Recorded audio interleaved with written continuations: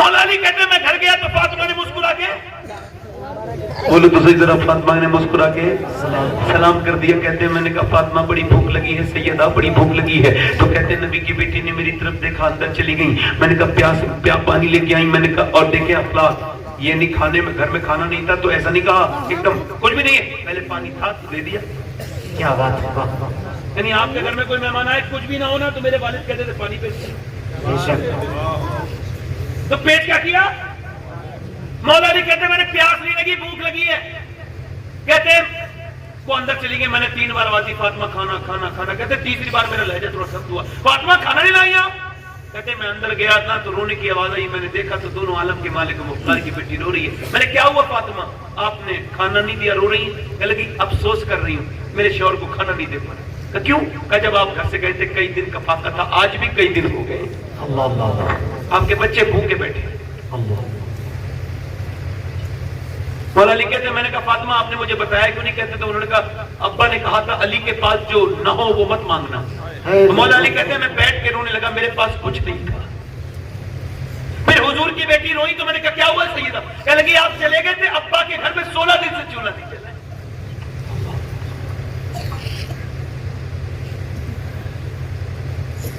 ابھی میں پرسوں پونے میں تھا تو پونے میں تقریر کے بعد فوراً مجھے ایئرپورٹ جانا تھا تو میں لیٹ ہو گیا، کھانا نہیں کھا پایا. میں دلی اترا تو ایئرپورٹ سے جلدی جلدی جانا تھا، پھر بھی کھانا نہیں کھا پایا.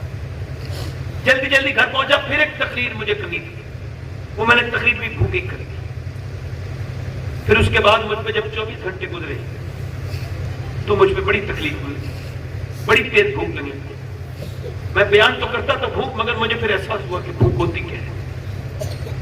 16 دن سے میرے حضور کے گھر میں چولہا نہیں جاتا. اللہ. حضرت علی کہتے ہیں میں تڑپ گیا اور گیا میں باغ میں، اور باغ میں جانے کے بعد میں نے کہا مجھے کوئی کام دے دو، میں کچھ کام کرنا چاہتا ہوں. تو اس نے کہا ایک آپ ڈول نکالو گے، ایک کھجور دیں گے آپ کو اجوا. کہتے ہیں مولا علی میں نے باغ میں جو ہے وہ ڈول سے پانی نکالنا شروع کر دیا. پانی نکالا میں نے. کہتے پانی نکالتے نکالتے میں نے 3 ڈول نکالے، میں تھک گیا.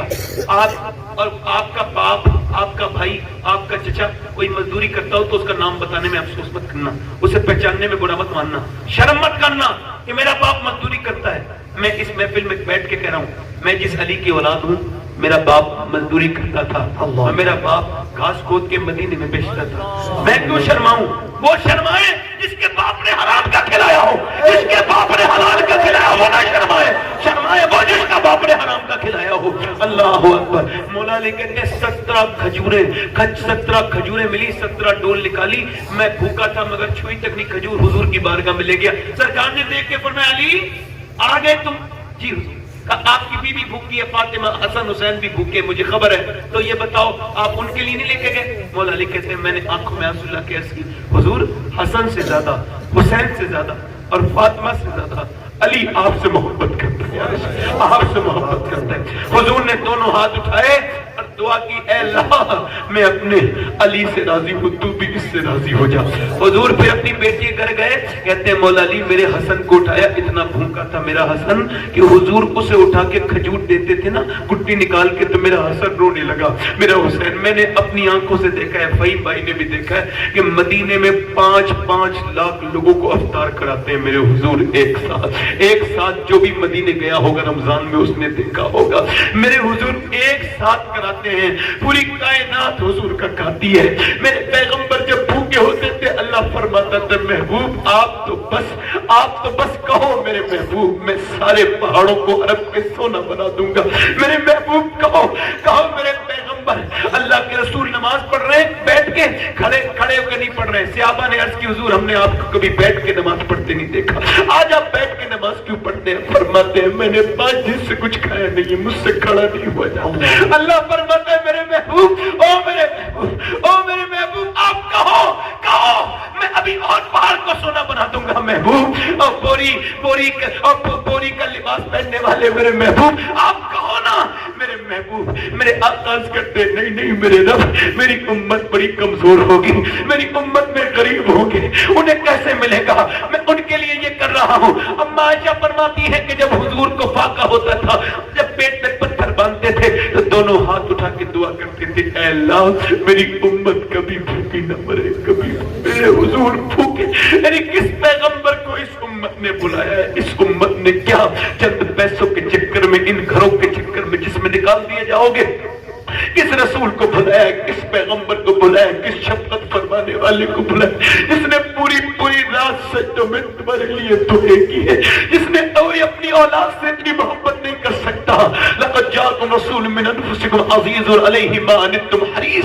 हरीस की तफसीर में मुफ्ती अहमद यार खान नईमी कहते हैं कि हुजूर इतनी मोहब्बत करते हैं कि जब उम्मत गुनाह करती है तो सरकार को तकलीफ होती है, जब उम्मती नेकी करता है सरकार मुस्कुराते हैं। अल्लाह अकबर। मेरा इमाम कहता है, इसी आयत की तफसीर में मेरा इमाम लिखते हैं कि आज भी कब्र में मेरे नबी अपनी उम्मत के लिए दुआ कर रहे हैं। आज भी जिसने गारे हिरा के पहाड़ों पर इस उम्मत को याद किया, आज इस उम्मत के पास 10 मिनट नहीं उस नबी पर दुरूद पढ़ने का कैसा वक्त है ये। मैं आखिरी बातें अपनी बहनों से अर्ज करूंगा, मेरी बेटियों पर्देदार बन जाओ, पर्दे वाली बन जाओ मेरी बहनों, मेरी बेटियों। बस यही आपसे अर्ज करना चाहता हूं कि पर्दे वाली बन जाओ मेरी बेटियों, मेरी बहनों। और मेरे दोस्तों, आपसे भी गुजारिश कर रहा हूं, मेरी तकरीर का आखिर है। मैंने अपने हाथों से 17 साल के जवान को अभी 3-4 महीने पहले दफन किया। 17 साल के जवान को मैं गुस्ल दे रहा था, और जब गुस्ल देते देते उसके सर को मैंने उठाया तो नीचे हाथ डाला ना, तो उसके सर में मेरी उंगली अंदर चली गई। पोस्टमार्टम हो गया था, सफेद हड्डी मेरी उंगली पे लगी, मैं रोने लगा। एक साहब बोले तकलीफ हो रही, मैंने कहा तकलीफ उतनी नहीं हो रही है जितना मैं रो रहा हूँ। फिर मैंने कहा हुजूर फरमाते हैं जब मुर्दे को पकड़ता है गुस्ल देने वाला का साल हाथ पकड़ के निलाता है ना, वो कहता आराम से निला, तेरे उठाने से बड़ी तकलीफ होती है, तेरे हाथ छूने से कपड़े उतारने वाले आराम से उठा पड़ी। जब हाथ उठाने तकलीफ होती है तो बताओ जब वो चीरते हैं पोस्टमार्टम वाले, वो भी शराब पी के, मैंने एक लाश को चिरते हुए देखा है लोगों। तब से लेके अब तक मेरा दिल अजीब सा हो गया है, मुझे बड़ा डर लगता है। वो चीरते ऊपर से लेके नीचे तक सर में मार के खोल देते हैं पूरा सर, और फिर सीते मोटे सूजे से। मैं अपने रब की बारगाह में अर्ज करता हूँ, मेरे रब, मेरे मालिक, दिन रात सफर में रहता हूँ, बस पोस्टमार्टम वाली मौत से बचा लेना। ये शब बरात है, ये बख्शिश की बात रात है, मग़फ़िरत की रात है। कोई अल्लाह से सवाल करे इस रात में यहाँ बैठ के अपने रब से तौबा कर लो। कब तौबा करोगे लोगों? तुम्हारी मौत तैयार है, मौत का फरिश्ता तुम्हारे करीब है। मैं हूँ क्या, तुम हो क्या? अल्लाह के रसूल ने अरफात के मैदान में फरमाया था कि मेरा जो उमर है ना, इस पे अल्लाह फख्र फरमा रहा है। इस पर अल्लाह, जब उमर ईमान लेकर के आए, जिब्रील अलैहिस्सलाम हाज़िर खिदमत, अर्ज़ करते हैं या रसूल अल्लाह, या रसूल अल्लाह, आप खुश हो रहे हैं, खुशियां मना रहे हैं, मगर उमर की इस ईमान लाने पर तो फरिश्ते भी खुशी मना रहे हैं। कौन उमर जिसे नबी ने मांगा है? वो उमर दुनिया से जा रहा है। तो कहते हैं अपने बेटे से मेरा सर रख दे जमीन में। नहीं रखूंगा अब्बा। उन्होंने अपने जानू पे रख दिया, जमीन पे रख दे मेरा सर। जमीन पे रख दिया उमर का सर। अपनी नाक को गर्द में रगड़ने लगे, और गर्द में रगड़ने के बाद कहने लगे, लोग कहते हैं उमर आधी दुनिया का बादशाह है, मगर उमर तो तेरी बारगाह का मोहताज है। ऐ मेरे रब, अगर तूने आज उमर को न बख्शा तो उमर बर्बाद हो जाएगा, आज उमर बर्बाद हो जाएगा। उमर पे रहम कर दे, मौत का वक्त आ गया है मेरे रब। अम्मा आयशा उम्मुल मोमिनीन सैयदा अम्मी आयशा, इंतकाल का वक्त है तो इतना रोई है, मोटी चादर है, भीग गई है। कोई कहता है आप तो हुजूर की पसंदीदा बीवी उम्मुल मोमिनीन, आपने फरमाया देख मुझसे ऐसी बातें न कर, मैं इस वक्त अल्लाह के खौफ में हूँ। मैं कह रही हूँ काश आयशा आयशा न होती, बल्कि आयशा एक दिन का होती, आयशा को उसकी मां न जनती। ऐसा दर्द का माहौल है। मुझे बताओ कौन सी दुनिया में जी रहे हैं?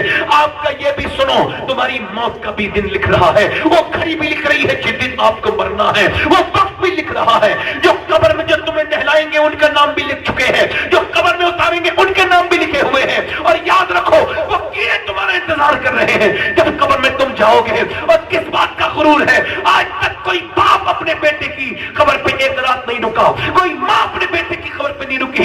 ये शबे बारात है, अपने रब से तौबा कर लो। ऐ नौजवानों, अपने मोबाइलों से डिलीट मत करो गंदी तस्वीरें, बल्कि अपने ख्याल से गंदगी डिलीट करो। ऐ नौजवानों, अपने मोबाइल में लॉक ना लगाओ, अपनी नियतों को लॉक लगाओ। तुम जितना भी गंदी चीजें देखते हो तुम्हारा रब देखता है, जो भी तुम कर रहे हो। मेरे आका फरमाते हैं किसी गैर औरत को हाथ से छूना یہ ہاتھ سے چھونا فرماتے ایسا ہے جیسے کہ جہنم کے انگارے کو چھو لیا. میرے آقا کریم ارشاد فرماتے ہیں میرے نبی کسی غیر عورت سے جسم کا لگنا یہ سور کے جسم کے لگنے سے بھی برا ہے. یہ سور سے جسم کا لگ جانا یہ زنا مکافاتی عمل ہے. اے نوجوانوں اپنے رب سے توبہ کر لو. ایک کفل نام کا نوجوان تھا, کفل نام کا نوجوان تھا. جا کر کے دیکھو کیسے کیسے سورماؤں کو موت آ گئی, کیسے کیسے منتری مارے گئے, کیسے کیسے بڑے لوگ مارے گئے, کوئی نہیں بچا, سب کو موت آئے گی. لوگ کہتے ہیں میں بچتے بچتے مرا ہوں, بچتے بچتے جو ہے میں جو ہے نا وہ مرتے مرتے بچا ہوں. آج تک کوئی مرتے مرتے نہیں بچا. جتنے بھی لوگ ہیں نا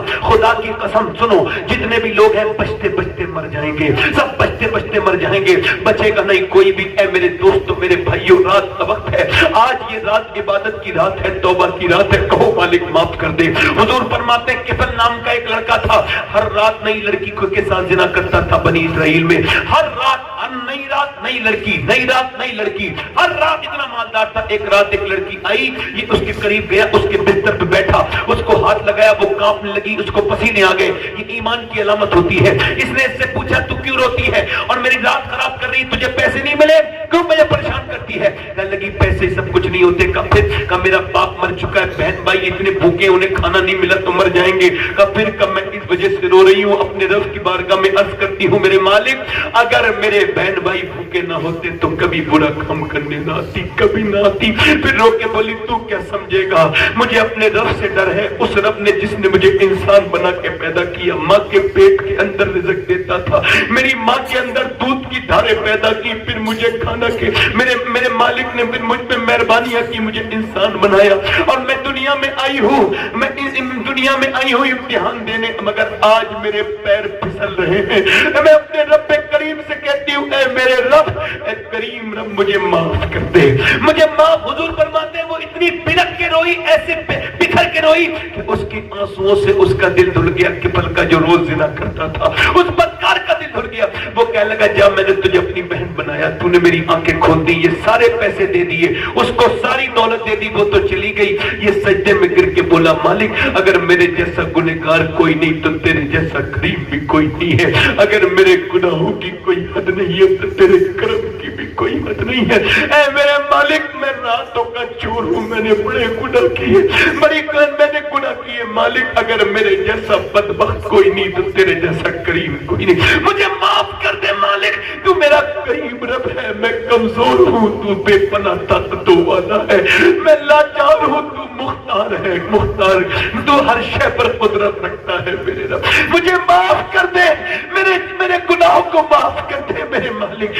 میں تجھ کو بدتوبہ بنا کے توبہ رویا, اتنا رویا. حضور فرماتے اس کا دل کی دھڑکن رک گئی, مر گیا. اس صبح کو کوئی جنازہ نہیں اٹھاتا تھا مگر کوئی بندہ تیرے در پہ جو آنسو رو دیتا ہے. میرے مولا درے توبہ تو اس پر کھول دیتا ہے. ایسا رویا مر گیا مگر صبح کو کوئی جنازہ نہیں اٹھانے آیا. دوپہر تک بولے اس کا جنازہ اٹھائیں گے, زانی کا, بگڑے ہوئے کا, کوئی نہیں آیا. اللہ نے اس کے دیوار پر فرشتوں کو بھیجا اور فرشتے اس کے گھر کی دیوار پہ بڑے بڑے لفظوں میں لکھ کے گئے ان اللہ قد غفر للکفل.